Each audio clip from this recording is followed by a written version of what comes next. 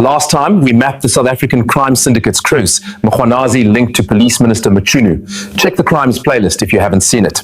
What I'm trying to reflect here is that as a police officer who knows about the criminal investigations, once a case docket has got an instruction from court to arrest a suspect, and such an instruction must be carried out with speed. But what happens when you strip away the shadows and name the officials themselves? Those are the names we will be unveiling in this video. Court affidavits, commission files, and forensic banking records reveal a roll call the media barely whispers. Deputy commissioners, treasury chiefs, municipal CFOs, intelligence directors, men and women in office today, accused of fueling South Africa's murder economy. This is not a rumor, it is the paper trail. Now, for the evidence parade, our exposé narrator takes you through the records, the offices, and the names. You've got a nice intro, Dr. Kumla. Tonight, we go on record, 10 South African officials, Mkhwanazi linked to crime syndicates with the police minister. If you're watching this on Shorts or TikTok, check the full breakdown in the description, Exit, complete with sworn affidavits, commission filings, and financial trails. 10. Deputy National Commissioner and Custodial Officers, the Vanishing Docket Syndicate. Mkhwanazi alleges that late in 2024, under pressure from Police Minister Senzo Mchunu, the Deputy National Commissioner for Crime Detection, LT Gen Shadrack Sibiya, ordered the removal of 121 case dockets from the KwaZulu-Natal Political Killings Task Team. These were not petty crimes, they included high-profile political assassinations. Yet the files were quietly redirected to Pretoria without the knowledge of LT Gen Mkhwanazi, the KZN Provincial Commissioner at the time. Inside those 121 dockets were at least 5 cases that investigators say were already cleared for arrests. Once in Pretoria, the momentum collapsed. Arrests never happened, and some files reappeared stripped of witness statements or forensic notes.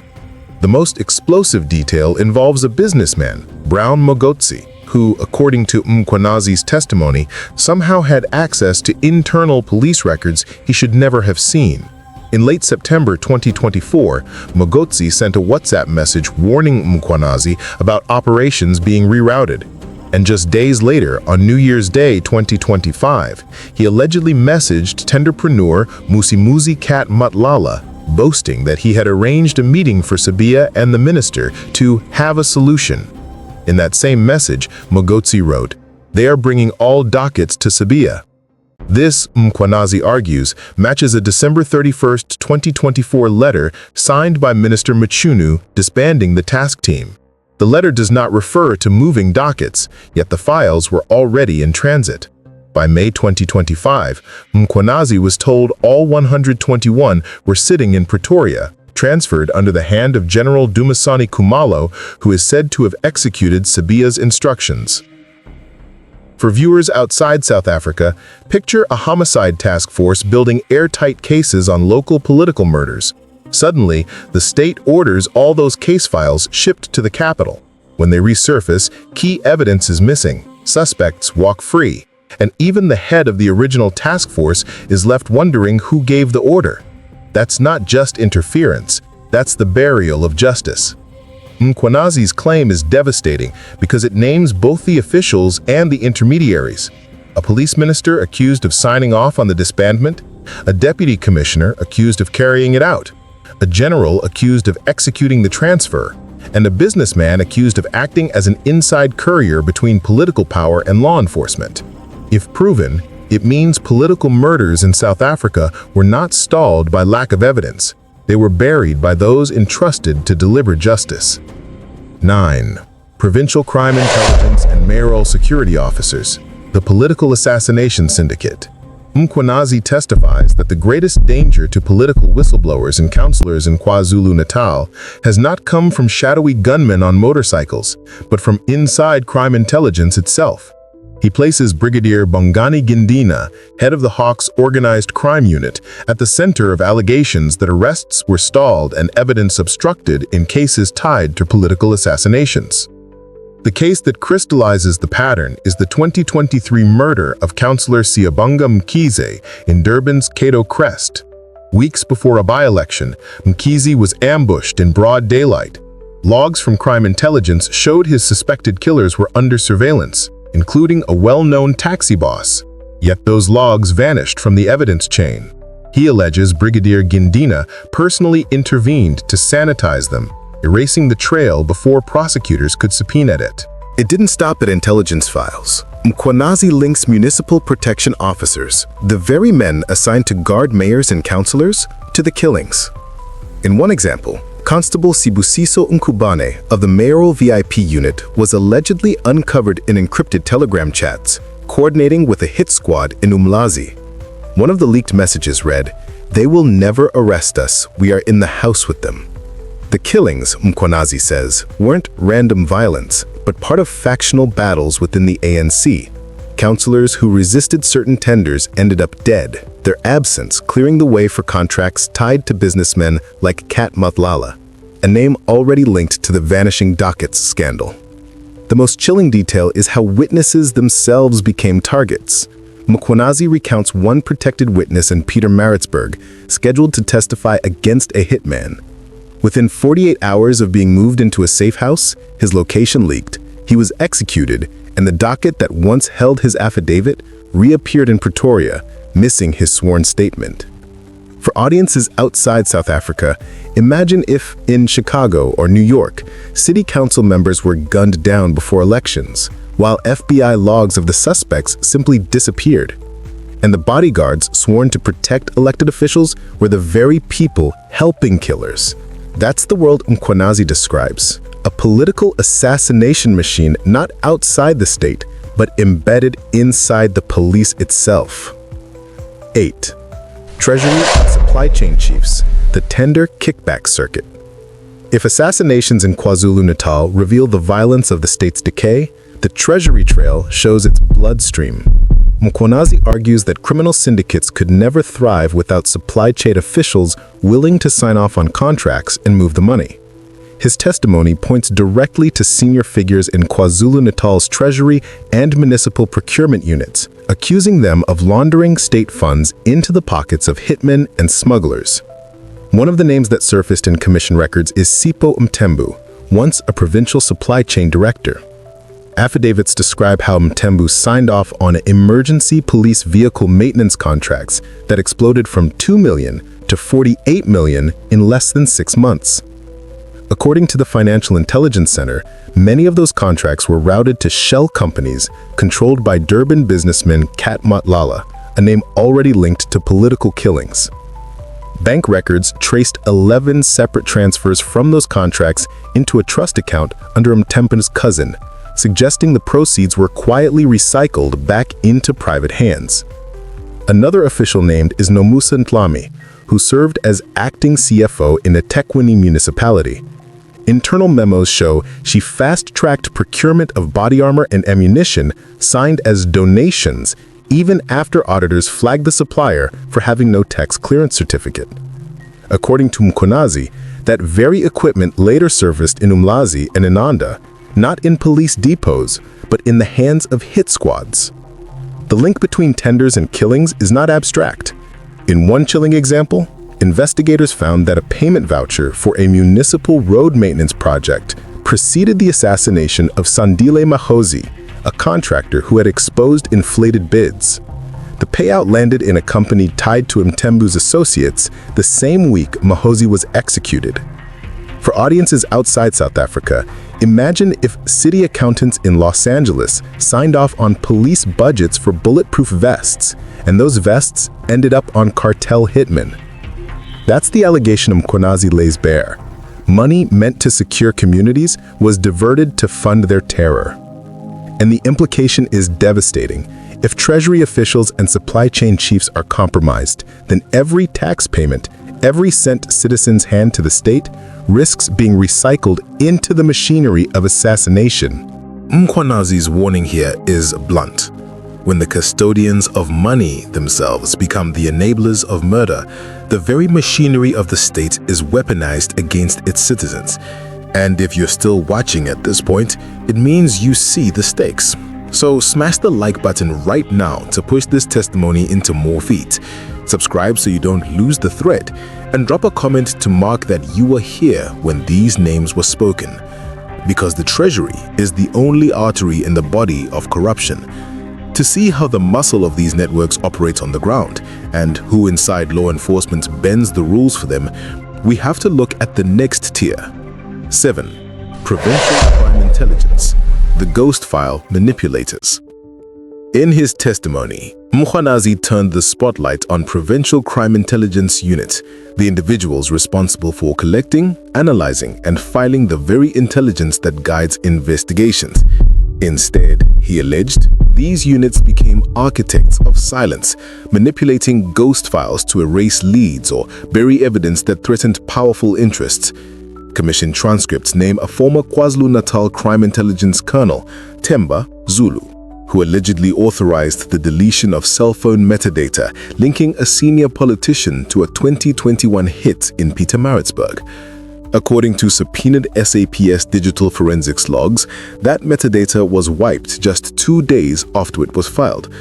The colonel later claimed system error, but whistleblower emails revealed deliberate overrides of case management protocols. Another figure, Captain Lindiwe Khumalo, appeared in internal reports, accused of running an off-the-books surveillance unit. Instead of tracking syndicates, her unit allegedly provided safe house locations to known contract killers in exchange for monthly cash payments routed through prepaid cards. Financial Intelligence Center analysis confirmed deposits into her spouse's bank account, spiking the same week those killers executed 3 ANC branch leaders in Ulundi. The most damning allegation came when Mkhwanazi revealed that a so-called strategic assessment on gang-linked assassinations had been doctored before reaching Pretoria. The original report, naming senior municipal officials as funders of the violence, vanished from provincial servers. What arrived in the capital was a sanitized version, scrubbed of names, reduced to statistics. For a global audience, this is not a local scandal. It mirrors what happens when FBI field intelligence is suppressed before it reaches Washington, or when Interpol alerts are lost inside a national bureau. It is sabotage by omission, erasing the evidence before justice can even knock on the door. Mkhwanazi's conclusion: as long as provincial crime intelligence is compromised, whistleblowers will die in silence, and assassins will move with impunity. The file disappears, the body falls, and the state claims no trace. 6. Regional Police Commissioners and Tactical Units, the Protection Racket Enforcers. Mkhwanazi alleged that one of the most dangerous layers of compromise sits inside the very tactical units designed to confront organized crime. In KwaZulu-Natal, he singled out instances where regional police commissioners worked hand-in-hand with tactical response teams, TRT, to shield extortion rackets rather than dismantle them. He recalled a case in Umlazi where tavern owners reported being forced to pay protection fees to local crime bosses. When an operation was set up to intercept the gang, the TRT arrived late and, once on scene, arrested the complainants instead of the extortionists. According to Mkhwanazi's testimony, the tip-off that sabotaged the raid came from a regional commissioner's office, which had direct lines to the suspects. The allegations went further. Tactical police convoys with full blue light escorts were reportedly used to move firearms between safe houses in Inanda and Phoenix. One of the men allegedly coordinating these convoys was a former TRT officer now employed as a security consultant for a construction company that regularly won municipal tenders. Mkhwanazi described it as a revolving door. Officers resigned under investigation, then reappeared guarding the very politicians who benefited from the rackets. From Mkhwanazi, this wasn't simply negligence, it was collusion. He told the Madlanga Commission that complaints sent directly to provincial headquarters would disappear, with responses drafted only after killings had already taken place. One leaked memo, he claimed, showed a commissioner acknowledging the existence of an extortion network, but cautioning subordinates not to pursue it without political clearance. For a global audience, think of it this way. Imagine the SWAT team in your city being deployed not against the mafia, but in ways that protect the mafia's business, ensuring rival contractors, tavern owners, or whistleblowers can never compete unless they pay tribute. That is the scale of inversion Mkhwanazi says has taken hold. 5. Hawks Senior Commanders, the case-fixing machine. When Mkhwanazi turned to the Directorate for Priority Crime Investigation, better known as the Hawks, his words carried a sharp edge. These are the elite investigators meant to take down high-level corruption, drug syndicates, and political killings. Yet in his testimony, he painted their senior command as gatekeepers in a case-fixing machine. The centerpiece was the Durban Harbor cocaine seizures. According to Mkhwanazi, several containers linked to West African cartels were intercepted, but only some of the cases reached the courts. The rest disappeared into what he called the Hawks' black hole. He alleged that Brigadier Anwar Drummett, then a senior commander in KwaZulu-Natal's Hawks office, personally reassigned key dockets into review status. Once inside that loop, cases were delayed indefinitely, suspects were tipped off, and prosecutors received incomplete files. It was not only drugs. Mkhwanazi highlighted tender rigging cases tied to municipal housing projects. Millions were siphoned, whistleblowers came forward, and still the dockets stalled. He claimed that affidavits from protected witnesses went missing after being signed in Hawks' custody, with internal notes showing they were transferred to Pretoria for consolidation. Those same witnesses later recanted, often under mysterious circumstances. 3. National Prosecuting Authority, the prosecution bloc syndicate. If dockets vanish in the police chain, the next firewall should be the prosecutors. But according to Mkhwanazi, the National Prosecuting Authority, South Africa's version of the U.S. Justice Department, became another choke point where justice was not only delayed but deliberately blocked. He testified that senior prosecutors in KwaZulu-Natal repeatedly lost charge sheets or downgraded murder indictments to lesser charges like public violence. One example he gave was the case of Councillor Sindiso Magaka, the former ANC Youth League Secretary General, who was assassinated in 2017. The initial docket contained ballistic reports, cell phone tower pings, and witness statements identifying known hitmen. Yet by the time the NPA reviewed it, the ballistic evidence was ruled inadmissible and 2 key witnesses were suddenly deemed unreliable. The accused walked free. Mkhwanazi went further, naming advocate Moipone Noko, the former KZN Director of Public Prosecutions, as a central figure. He alleged that under her leadership, politically sensitive prosecutions were either declined or delayed indefinitely. Noko had already been criticized in the press for withdrawing charges against high-profile politicians accused of corruption. Now, in sworn testimony, Mkhwanazi tied that pattern directly to organized crime networks shielded by the police minister. In one chilling anecdote, he described how the case against a drug syndicate boss in Durban stalled after the NPA claimed incomplete evidence. Yet on the very same day, bank records showed a payment of 750,000 rand to a trust account linked to Noko's close associate. Mkhwanazi admitted he could not prove the payment was a bribe, but he argued the timing was not a coincidence, but coordination. For a global audience, think of it this way. Imagine prosecutors in your country quietly downgrading cartel murder cases until the suspects walked free, and then seeing those same prosecutors promoted. The system doesn't collapse with a bang, it collapses with a whisper of insufficient evidence. Mkhwanazi's claim is brutal in its simplicity. When the prosecutors join the syndicate, no matter how much police work can save a case. Every witness, every affidavit, every chain of custody ends in silence. 2. The ANC political inner circle, the patronage syndicate. Mkhwanazi insists that the machinery of assassination and docket manipulation could never have thrived without political cover at the very top. In his testimony, he painted a picture of an ANC inner circle, provincial barons, mayoral kingmakers, and national figures who treated police structures like private security for factional wars. He recounted closed-door meetings where senior party officials allegedly pressed him to slow down investigations into politically connected suspects. One such moment involved Sihle Zikalala, then Premier of KwaZulu-Natal, who reportedly asked why Mkhwanazi's task team was rushing to make arrests in the wake of multiple councillor killings. The implication, according to Mkhwanazi, was clear. Timing mattered more to the party than justice. He also cited ANC regional strongmen in eThekwini who benefited directly when rivals were eliminated. Contracts for municipal waste collection, taxi route licenses, and construction tenders all shifted after targeted assassinations. Mkhwanazi linked these shifts to associates of businessman Kat Madlala, already flagged in the vanished dockets and tender kickback circuits. To drive home the point, he compared it to a mafia system.